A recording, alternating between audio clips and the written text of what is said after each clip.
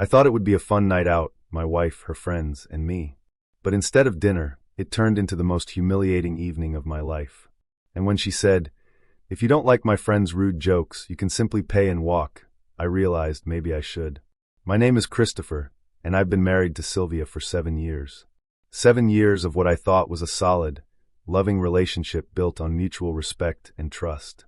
We met in college, bonded over late-night study sessions, and shared dreams of building a life together. She was ambitious, charismatic, and full of life, qualities that drew me to her like a moth to flame. For the first few years of our marriage, everything seemed perfect. We bought a modest house in the suburbs, adopted a golden retriever named Bailey, and settled into a comfortable routine. I worked as a software engineer at a mid-sized tech company, while Sylvia climbed the corporate ladder at a marketing firm downtown. Our lives weren't extravagant, but they were ours, and I cherished every moment. Then, about 8 months ago, things started to change. Sylvia got promoted to a senior position at her company, which meant longer hours, more responsibilities, and a whole new circle of colleagues. She started talking about them constantly, their inside jokes, their weekend plans, their amazing energy. At first, I was happy for her. She deserved recognition for her hard work, and I wanted her to enjoy her success. But gradually, I noticed she was spending less time at home and more time with these new friends. Friday nights, which used to be our movie and takeout tradition, became team bonding nights. Saturday brunches turned into networking opportunities. Even Sunday mornings, which we'd always reserved for sleeping in and lazy breakfasts together, were suddenly interrupted by group hikes or impromptu brunch invitations. I tried not to be the jealous, controlling husband. I understood that career advancement often required socializing and building professional relationships. But there was something about the way she talked about these people, particularly one guy named Mark, that made my stomach twist with unease. Mark was her new manager, a charismatic guy in his early 40s with a reputation for being a visionary leader and a game changer in the industry. Sylvia spoke about him with an admiration that bordered on worship. "Mark says we need to think outside the box," she'd tell me over dinner. "Mark believes in pushing boundaries. Mark thinks I have real potential." I suggested meeting these friends several times, but Sylvia always had an excuse. "They're work people, Chris. You'd be bored." Or, "It's not really your scene." The more she deflected, the more curious and suspicious I became. Then one Friday evening, she came home with an unexpected announcement. "So I told everyone you'd join us for dinner tomorrow night," she said, pouring herself a glass of wine. "They're dying to meet the mysterious husband I keep talking about." I was surprised but pleased. Maybe this was a good sign. Maybe I'd been overthinking things, and meeting her friends would put my mind at ease. "Sure," I said. "Sounds great. Where are we going?" "This new place downtown. It's supposed to be amazing. Dress nice. These people appreciate good style." The comment stung a little. I'd always dressed casually, but appropriately. Was she implying I didn't measure up to her new crowd? I pushed the thought aside and agreed to make an effort. Saturday arrived, and I put on my best outfit, a navy blazer, crisp white shirt, and dark jeans. Sylvia looked stunning in a black cocktail dress I'd never seen before. "New dress?" I asked. "Oh, I've had this forever," she said dismissively, though I was certain I'd never seen it in our closet. We drove downtown in silence. The tension in the car was palpable, though I couldn't quite identify its source. When we arrived at the restaurant, I understood why Sylvia had insisted I dress up. The place was upscale, trendy, with mood lighting and a clientele that looked like they'd stepped out of a fashion magazine.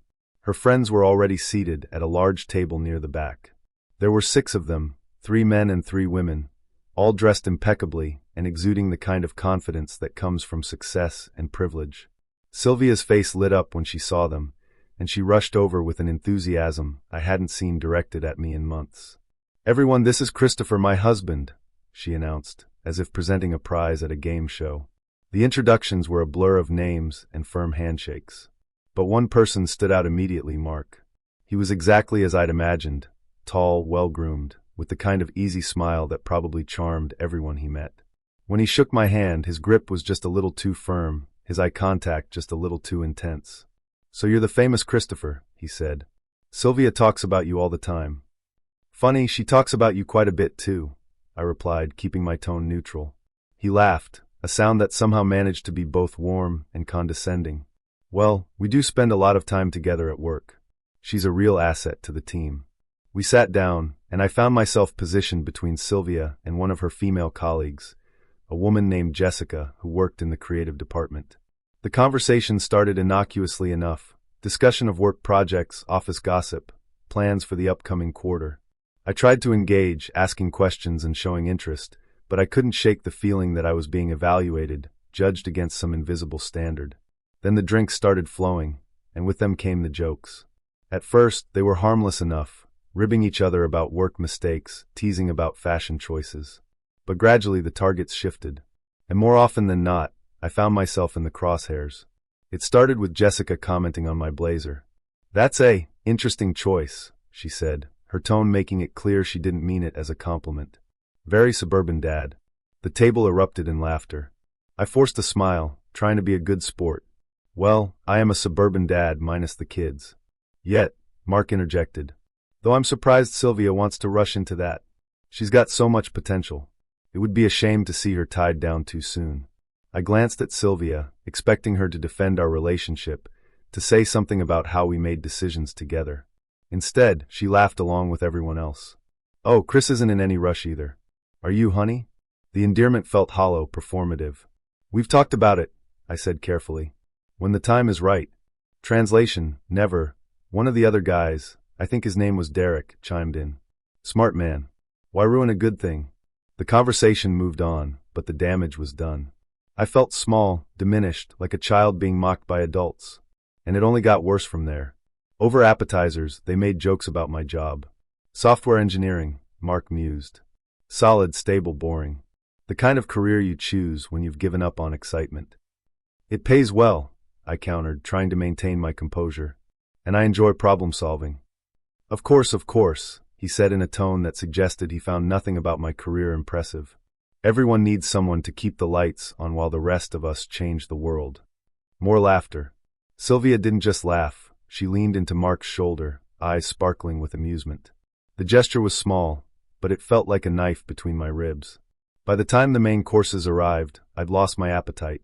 The jokes continued, each one chipping away at my dignity. They mocked my lack of social media presence. How can anyone live without Instagram? My preference for quiet evenings at home. Sounds thrilling. Even my choice to order a beer instead of wine. Such a basic taste. Through it all, Sylvia said nothing in my defense. In fact, she seemed to encourage it, laughing the loudest, adding her own little digs. "Christopher's definitely more of a homebody," she told the table. "I practically have to drag him anywhere." I leaned over to her during a brief lull in conversation. "Hey, that's not funny," I whispered. "They're being really disrespectful." She rolled her eyes, a gesture that felt like a slap. "Don't be so sensitive, Chris. They're just joking around. You need to learn to take it." "Joking around? They're insulting me and you're joining in." "Oh my God, you're being ridiculous. This is why I never wanted you to come out with us. You can't handle fun." Her words stung more than anything her friends had said. This was my wife, my partner, the person who was supposed to have my back no matter what, and she was throwing me to the wolves. I tried to push down the anger rising in my chest. Maybe I was being too sensitive. Maybe this was just how our crowd bonded. But then Mark delivered the final blow. "You know, Sylvia told us something interesting the other day," he said, his voice carrying across the table. Everyone stopped their conversations to listen. "She said Christopher doesn't even like going out because he's boring in every sense. Work, hobbies even," he paused for dramatic effect. "In the bedroom." The table exploded in laughter. Someone made a crude joke about missionary Mondays. Derek high-fived Mark across the table. And Sylvia, my wife, the woman I'd built a life with, laughed so hard she had tears in her eyes. Something inside me snapped. All evening, I'd tried to be patient, understanding, willing to give her the benefit of the doubt. But this was too much. She'd shared intimate details about our marriage, used them as entertainment for her new friends, and then laughed when they weaponized that information against me. I stood up so abruptly my chair scraped loudly against the floor. The laughter died down as everyone turned to look at me. "I'm done," I said quietly, my voice shaking with suppressed rage. Sylvia's smile faltered. "Chris, come on. We're just having fun." "Having fun? You just let them mock our marriage, our intimacy, everything we've built together. And you think that's fun? You're overreacting." "No, I'm finally reacting. There's a difference." I pulled out my wallet and threw enough cash on the table to cover our portion of the meal. If you're okay with people disrespecting your husband like this, then I'm done here. The table was silent now, everyone watching the drama unfold like spectators at a boxing match. Sylvia's face flushed with anger and embarrassment. She stood up, leaning close so only I could hear. You're making a scene. Sit down and stop being such a child. A child? I'm standing up for myself, something you clearly won't do for me. She stepped back, and then, with everyone watching, she said loudly enough for the entire table to hear, "If you don't like my friend's jokes, you can simply pay and walk." The words hung in the air like a challenge. Or maybe a permission slip. The table had gone completely silent, all eyes on me, waiting to see how I'd respond. I could feel Mark's smirk even without looking at him. I could sense the others' anticipation, probably hoping for more drama to spice up their Saturday night. I looked at my wife, really looked at her. The woman standing before me wasn't the person I'd married. Or maybe she was, and I'd just been too blind to see it. Either way, she'd made her choice. She'd chosen these people, this lifestyle, this version of herself that had no room for me. "Okay," I said simply. "I will." I pulled out my credit card and called the waiter over. "I'll be settling the entire bill," I told him, ignoring Sylvia's sharp intake of breath. "And add a 20% tip." "Chris, what are you doing?" Sylvia hissed. "What you told me to do. I'm paying. And then I'm walking." I signed the receipt when it arrived, picked up my jacket, and headed for the door without another word. Behind me, I heard confused murmuring, someone asking if they should stop me, but I didn't look back. I walked out of that restaurant with what remained of my dignity, leaving behind a marriage I was no longer sure had ever been real. The drive home was a blur. My hands shook on the steering wheel, adrenaline and heartbreak coursing through my system in equal measure. Part of me expected Sylvia to call, to text, to apologize. But my phone remained silent. When I got home, Bailey greeted me at the door with his usual enthusiasm. At least someone was happy to see me. I changed into comfortable clothes, poured myself a whiskey, and sat in the dark living room, trying to process what had just happened. Hours passed. Midnight came and went. Still no word from Sylvia. I told myself not to worry. Maybe she was teaching me a lesson, making me sweat before coming home to talk things through. But deep down, I knew better. At 1:47 a.m., my phone finally buzzed. A text from Sylvia. "Don't wait up. I'm at Mark's, too tired to drive. You're making something out of nothing. Then explain it to me. Help me understand why my wife is spending more time with another man than with her husband. Why she's sharing intimate details about our marriage with strangers. Why she's sleeping at his apartment and lying about it. I'm not lying. You're not telling the truth either." The argument escalated from there, both of us saying things we couldn't take back.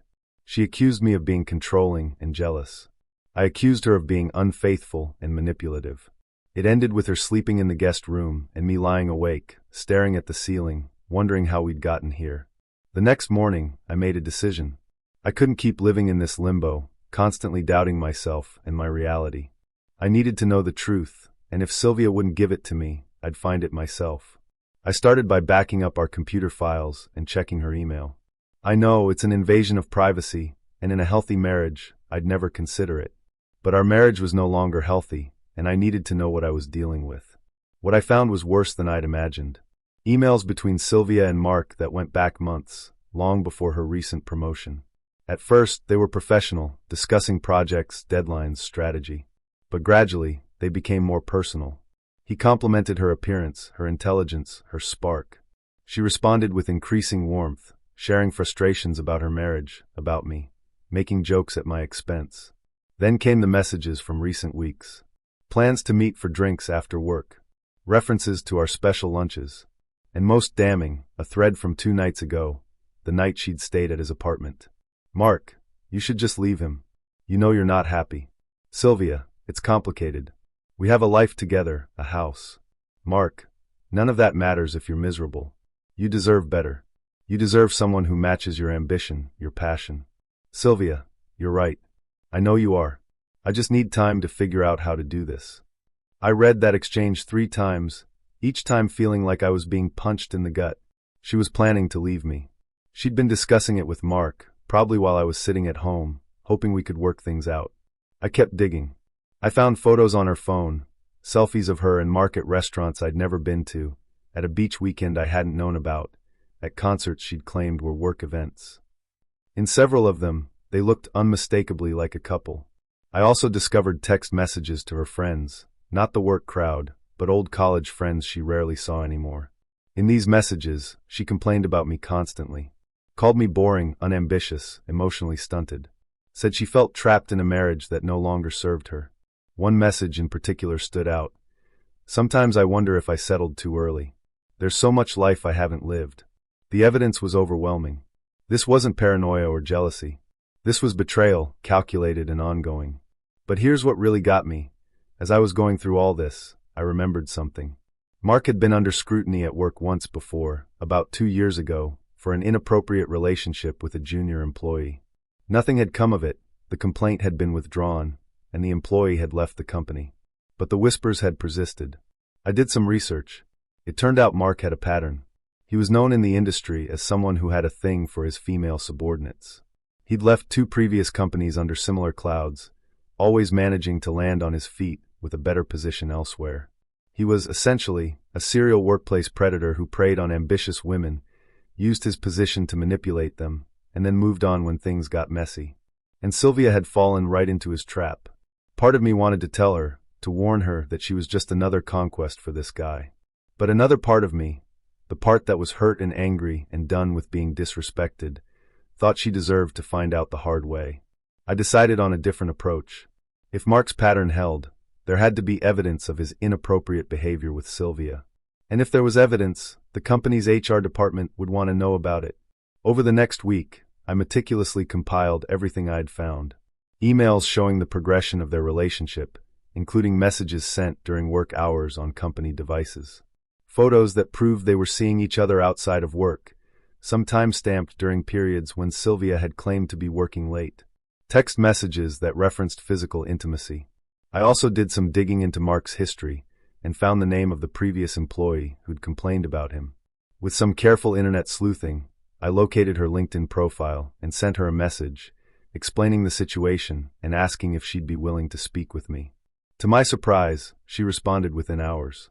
We talked on the phone that evening. Her name was Amanda, and her story was eerily similar to what was happening with Sylvia. Mark had targeted her shortly after she joined the company, showered her with attention and promises of career advancement, initiated a relationship, and then became controlling and manipulative. When she'd tried to end things, he'd made her work life hell until she felt she had no choice but to quit and withdraw her complaint. I've always regretted not fighting harder, Amanda told me. But I was young and scared, and he convinced me that no one would believe me over him. Would you be willing to give a statement now? I asked. Anonymous, of course. If it helps stop him from doing this to someone else. Absolutely. With Amanda's testimony and my evidence, I had a comprehensive package that showed a clear pattern of misconduct. Mark wasn't just having an affair with a subordinate. He was abusing his position of power to manipulate employees into relationships. I put everything together in a detailed document, organized chronologically, with each piece of evidence clearly labeled and sourced.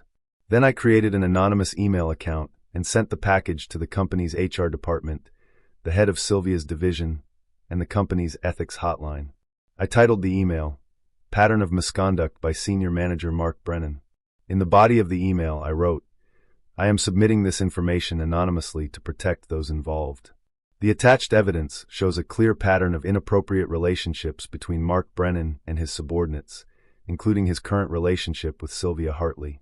This represents a significant violation of company policy regarding workplace relationships, power dynamics, and professional ethics. Given Mr. Brennan's history, documented in the attached statement from a former employee, I believe immediate investigation is warranted. I hit send and then sat back, waiting for the fallout. It didn't take long.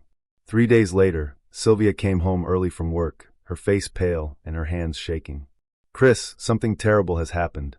What's wrong? HR called me and Mark into separate meetings today. Someone sent them evidence of our relationship. They have emails, photos, everything. Your relationship? I kept my voice neutral. Don't play dumb. You know what I'm talking about. She sank onto the couch. They've suspended both of us pending an investigation. This could destroy my career, Chris. Everything I've worked for. I sat down across from her. So you admit it. You've been having an affair. She looked up at me, tears streaming down her face. I never meant for it to go this far. It just happened. Things don't just happen, Sylvia. You made choices. Every time you met him, every time you lied to me, every time you chose him over our marriage, those were choices. I know, and I'm sorry. But right now, I need you to help me figure out who did this. Someone has been spying on us, collecting information. Does it matter who did it? The evidence is real, isn't it? She stared at me, and I could see the moment realization dawned. It was you. You sent it to HR. I don't know what you're talking about. Don't lie to me, Chris. It had to be you. Who else would have access to all that information? I stood up. You know what's funny? You're more upset about being caught than about what you actually did. You've been lying to me for months, making me feel crazy for suspecting what was right in front of my face. And now you want my sympathy because there are consequences for your actions. This is my career, my reputation. And what about our marriage? What about the vows we made? Did those matter at all, or was I just a placeholder until someone better came along? She didn't answer, which was answer enough. Over the next week, the investigation moved quickly. It turned out that once HR started digging, they found even more evidence. Mark had a company credit card that he'd been using for personal dinners and hotel rooms. There were security footage records of him and Sylvia entering and leaving the building together at odd hours. Other employees, emboldened by the investigation, came forward with their own stories of Mark's inappropriate behavior. Amanda's testimony, provided through a lawyer to protect her identity, was particularly damaging. It established a pattern that made it impossible for Mark to claim this was just an isolated case of two adults falling in love. Within 2 weeks, Mark was terminated. Sylvia was given a choice: resign with a severance package or face termination with cause. She resigned. She came home that day utterly devastated. I lost everything, she told me, mascara running down her face. My job, my reputation, my future in this industry. Mark isn't even taking my calls anymore.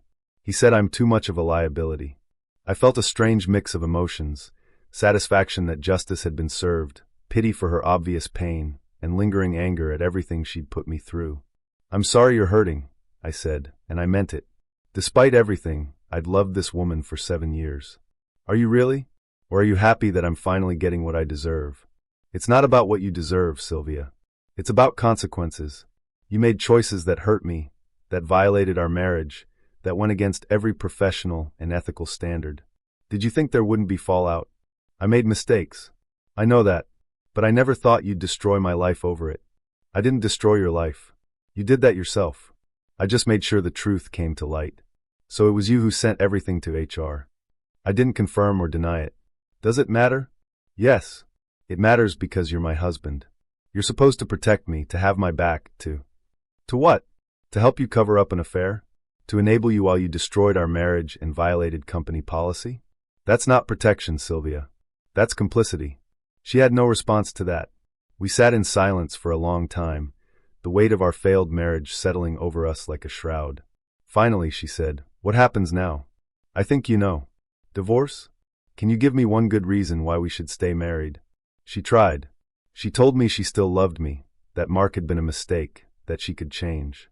She promised to go to counseling, to do whatever it took to rebuild trust. She cried and apologized and pleaded. But I'd heard it all before in different forms. And more importantly, I'd seen the emails, the photos, the text messages. I'd watched her laugh while her friends mocked me. I'd seen her walk out of her office holding another man's hand. You told me that night at the restaurant that if I didn't like how your friends treated me, I could pay and walk, I said quietly. So that's what I'm doing. I'm paying, financially, emotionally, all of it. I'm settling this debt so I can walk away with a clear conscience. Chris, please. I'm filing for divorce, Sylvia. I've already spoken with a lawyer. Her face crumpled. Just like that? 7 years of marriage, and you're throwing it away. I'm not the one who threw it away. You did that the moment you chose Mark over us. The divorce proceedings were messy but straightforward. We had a prenuptial agreement that I'd insisted on when we got married, not because I didn't trust her, but because I'd seen too many friends go through bitter divorces. Sylvia had resented it at the time, calling it unromantic. Now I was grateful for it. We split our assets according to the prenup. She got half of what we'd accumulated during the marriage, minus her legal fees, which were considerable, as she contested several points out of spite more than actual disagreement. I kept the house, since I'd brought more money to the down payment. She moved into a small apartment across town. The The mutual friends we'd shared mostly sided with me once the truth came out. Turns out people don't appreciate being lied to, even by extension. Her college friends, the ones she'd complained to about me, quietly dropped out of contact with her. The work crowd, obviously, was no longer accessible to her. Mark, as Sylvia had discovered, wanted nothing to do with her once the professional consequences hit. He moved to another city for a job with a different company, leaving her to deal with the fallout alone. Last I heard, he was already pursuing another young employee at his new workplace. Some people never learn. As for me, the divorce was final 6 months after that terrible dinner party. I won't lie, it was one of the hardest periods of my life. I'd invested 7 years in a relationship I thought was solid, built a life I believed was real, only to discover it was all built on sand. But with time came clarity. I realized that I'd been settling for someone who didn't value me. I'd been so focused on being a good husband that I'd ignored the signs that Sylvia wasn't being a good wife. I'd tolerated disrespect and dishonesty because I was afraid of being alone. Now, a year later, I'm not afraid anymore.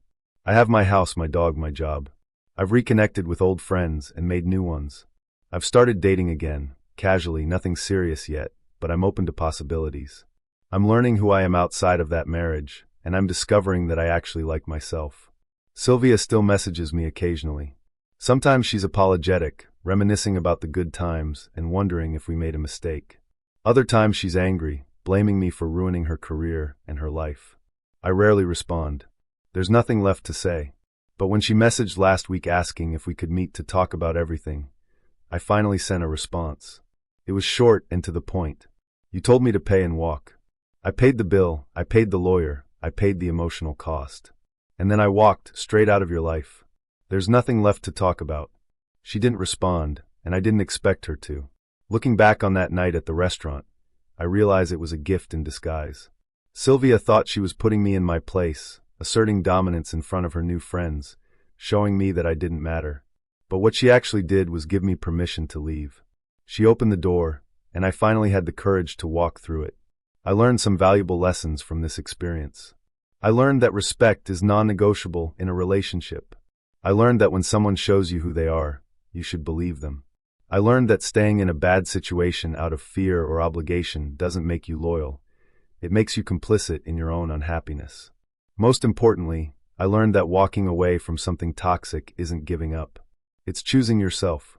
It's recognizing your worth and refusing to settle for less than you deserve. The other day, I ran into Jessica, one of Sylvia's former colleagues from that dinner party, at a coffee shop. She approached me hesitantly, clearly unsure of how I'd react. "Christopher, I owe you an apology," she said. "The way we treated you that night was inexcusable. I've thought about it a lot since everything came out, and I'm genuinely sorry." I was surprised but appreciated the gesture. "Thank you for saying that. For what it's worth, most of us had no idea about Sylvia and Mark. We thought we were just, being edgy and fun. But we were really just being cruel. I'm ashamed of how I acted. Apology accepted. We all make mistakes." She nodded gratefully. "How are you doing? I heard about the divorce." "I'm good. Really good, actually. Better than I've been in a long time." "I'm glad." She paused, then added, "Sylvia's struggling. She can't find work in marketing anymore. Her reputation is pretty much destroyed in this city. I think she's working retail now." I felt a pang of sympathy, but it was distant, abstract. The man who would have rushed to save her, who would have sacrificed his own well-being for hers, no longer existed. "I hope she figures things out," I said, and I meant it. I didn't wish her harm. I just didn't wish to be part of her life anymore. And Mark? Fired from his new job already. Another inappropriate relationship, another complaint. This time it stuck. He's effectively blacklisted in the industry. There was a certain poetic justice to that. But more than satisfaction, I felt a sense of closure. The people who had humiliated me, who had treated my pain as entertainment, had faced natural consequences for their actions. I hadn't needed to seek revenge beyond exposing the truth. The truth itself had been enough. As I sit here now, in the house that's finally starting to feel like just mine and not ours, I think about that night often. Not with anger or regret, but with a strange sort of gratitude. Sylvia thought she was dismissing me when she told me to pay and walk. She thought she was showing everyone at that table that I was insignificant, disposable, easily replaced. But what she actually did was set me free. She gave me permission to stop fighting for a marriage that was already dead. She gave me a clear, undeniable moment where the disrespect was so blatant that even I, in all my desire to make things work, couldn't rationalize it away. She drew a line so bold that I had no choice but to see it and decide which side I wanted to be on. I chose myself. I chose dignity. I chose a future where I'm valued and respected. And you know what? It was the best decision I ever made. Bailey is asleep at my feet, the house is quiet, and I have plans tomorrow with friends who actually enjoy my company. Next month, I'm taking a trip to Iceland, something I've always wanted to do but Sylvia always vetoed because it was too boring. I'm learning to cook Thai food. I'm reading books I never had time for. I'm living my life on my own terms. Sometimes people ask me if I regret how things ended, if I wish I'd fought harder for my marriage, if I wonder what might have happened if I'd just laughed off that night at the restaurant and pretended everything was fine. The answer is no, because staying would have meant accepting that my feelings, my dignity, and my self-respect were less important than keeping the peace. It would have meant teaching Sylvia that she could treat me however she wanted without consequences. It would have meant betraying myself. When Sylvia told me to pay and walk, she thought she was issuing an ultimatum. She thought she was calling my bluff, assuming I'd back down and play the role of the compliant, embarrassed husband who takes the mockery and smiles through it. She was wrong. I paid. I walked. And I never looked back. That night changed my life, but not in the way anyone at that table expected. It didn't break me. It freed me. It taught me that sometimes the most powerful thing you can do is simply walk away from people who don't appreciate you. So if you're reading this and you're in a situation where you're being disrespected, where you're being taken for granted, where the person who's supposed to love you is treating you like you're worthless, pay attention to that feeling in your gut. That feeling that tells you something is wrong. That feeling that whispers you deserve better. That feeling is right. And sometimes the bravest thing you can do is pay whatever cost is necessary and walk away toward something better. Toward yourself. Toward peace. Toward a life where you're valued. I did. And I've never been happier. Thank you for watching the video to the end. YouTube may no longer suggest my channel to you, so subscribe to it to receive new interesting stories. You will also help the channel grow and improve the quality of its content. A playlist with other interesting stories that you can listen to is now displayed on the screen. You can also write in the comments what stories you would like to see on the channel.